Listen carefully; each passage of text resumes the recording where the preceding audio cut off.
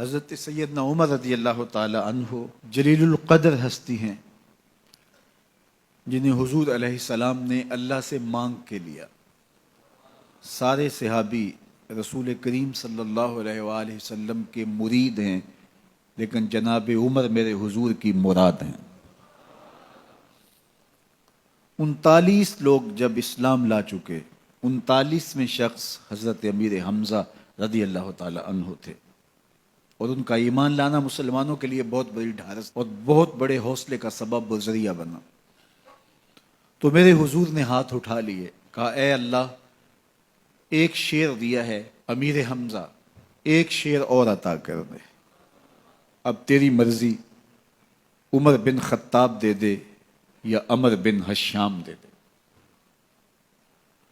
حضور دعائیں مانگ رہے ہیں اور یہ ہاتھ میں تلوار لیے غیظ و غضب سے بھرے ہوئے گھر سے نکلتے ہیں کہ بانی اسلام کا چراغ ہی بجھا دینا ہے۔ راستے میں ایک صاحب ملے اور کہا کہ عمر، تیور کوئی اچھے نہیں لگتے، خیر تو ہے، کدھر جا رہے ہو؟ کہا چراغ اسلام بجھانے جا رہا ہوں، یہ روز کا مسئلہ ختم ہونے لگا ہے میرے ہاتھوں۔ مسکرا کے بولے گھر کی خبر تو لو۔ کہا میرے گھر کو کیا ہوا؟ کہا تمہاری بہن فاطمہ بھی نوکر بن گئی ہے رسول اللہ صلی اللہ علیہ وسلم۔ غصے سے بھرے ہوئے اپنی بہن کے گھر کا رخ کرتے ہیں، اندر سے قرآن پڑھنے کی آواز آ رہی ہے، غصہ اور بڑھ جاتا ہے، دروازے کو زور زور سے کھٹکھٹاتے ہیں۔ اہل خانہ سمجھ گئے ماجرا کیا ہے، گرجدار آواز ہے جناب عمر کی، دروازہ کھولو۔ جلدی سے معلم کو چھپا دیا اور بہن آگے بڑھ کے دروازہ کھولا۔ کہا تم سابی ہو گئے ہو، دین چھوڑ دیا تم نے، بتوں کی وفا ترک کر دی اور بے تحاشا مارنا شروع کیا۔ بہن کا سر پھٹ جاتا ہے، خون بہنے لگتا ہے اور یہ مارتے چلے جاتے ہیں۔ فاطمہ بنت خطاب بولی عمر تم خطاب کے بیٹے ہو، سنو میں بھی خطاب کی بیٹی ہوں، جو ظلم جو جبر کرنا ہے کرو، میں محمد عربی کا دامن نہیں چھوڑوں گی۔ سوچنے پہ مجبور ہو جاتے ہیں وہ کون سی طاقت ہے جس نے بجلیاں بھر دی اس کے اندر۔ کہا جو تم پڑھ رہے تھے مجھے بھی سنا سکتے ہو؟ کہا تمہیں غسل کرنا ہوگا۔ عمر اپنے بدن کو دھو رہے ہیں، میرا رب دل دھو رہا ہے۔ اتنے میں معلم بھی قرآن لے کر آ جاتے ہیں اور قرآن کی تلاوت ہونے لگتی ہے۔ طٰہٰ ما انزلنا علیک القرآن لتشقیٰ، 14ویں رات کے محبوب چاند، ہم نے قرآن اس لیے نازل تو نہیں کیا تھا کہ تم مشقت میں پڑ جاؤ۔ بے تاب ہو گئے، کہا عمر کی عمر برباد ہو گئی، مجھے لے چلو حضور کی چوکھٹ پہ۔ تلوار حمائل کی ہے، بہنوئی ساتھ ہیں،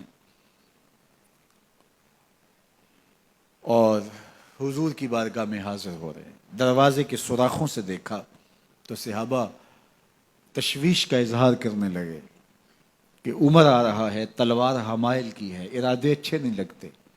جناب امیر حمزہ نے کہا دروازہ کھول دو، اچھی نیت سے آیا تو استقبال کریں گے، نیت اچھی نہیں ہے تو اس کی تلوار سے اس کی گردن کاٹ دیں گے۔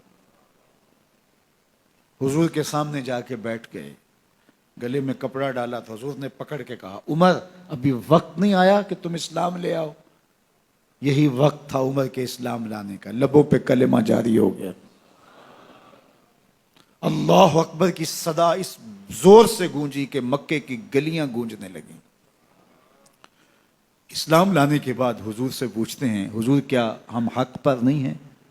فرمایا ہم حق پر ہیں۔ اللہ کا دین سچا نہیں ہے؟ کہا اللہ کا دین سچا ہے۔ آپ اللہ کے سچے نبی نہیں ہیں؟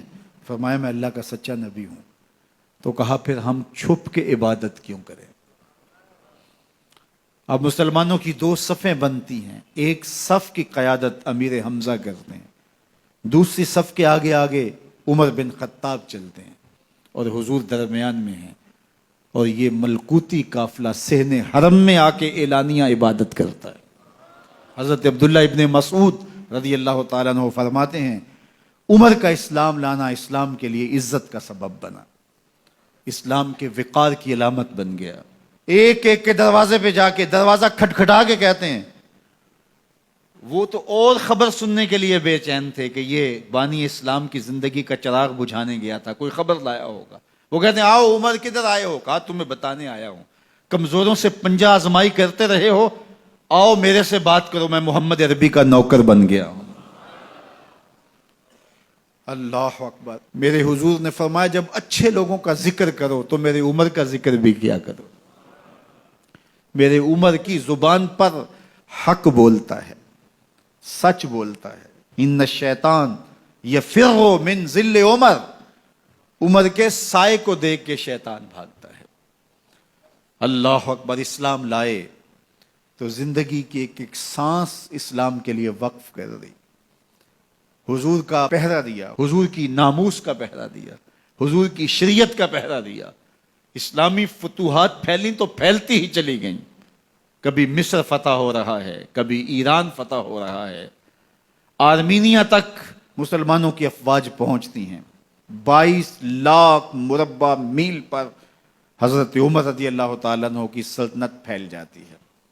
عدل و انصاف کا دورہ ہوتا ہے۔ زمانے نے دیکھا کہ غیر مسلم بھی عدالت میں کھڑا ہے تو اسے خوف نہیں ہوتا تھا کہ میرے سے ناانصافی ہوگی، اس لیے کہ حکومت عمر کی چل رہی ہے۔ وہ بھی مطمئن ہوتا تھا کہ میرے ساتھ انصاف ہوگا۔